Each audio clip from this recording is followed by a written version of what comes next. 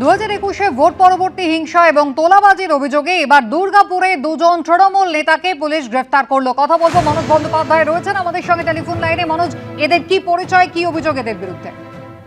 দেখো, শতদ্বীপ ঘটক দুর্গাপুরের পাণ্ডবেশ্বর বিধানসভা সেখানকার লাউদোহা ফরিদপুর ব্লকের ব্লক সভাপতি শতদ্বীপ ঘটক 2021 সালের ভোট পরবর্তী হিংসা এবং মারধর, তখনকার যারা বিজেপি কর্মী তাদেরকে মারধর, এই সমস্ত মামলা রয়েছে তার বিরুদ্ধে এবং তাকে গ্রেপ্তার করা হয় এবং আজকে তাকে লাউদোহা থানার পুলিশ গ্রেপ্তার করে দুর্গাপুর মহকুমা আদালতে তোলা হয় এবং আদালতে তোলার সময় তাকে ঘিরে চোর চোর স্লোগান ওঠে।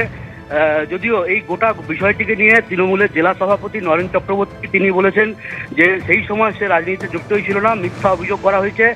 যদিও পুলিশ সূত্রে কিন্তু বলা হচ্ছে যে 2021 সালের এই ঘটনায় সে যুক্ত ছিল এবং সেই পুরনো মামলার জেরেই তাকে গ্রেপ্তার করা হয়েছে এবং তাকে এই সমস্ত তোলাবাজি এবং ভোট পরবর্তী হিংসা এই ধারা দিয়ে তাকে দুর্গাপুর মহকুমা আদালতে তোলা হয়েছে।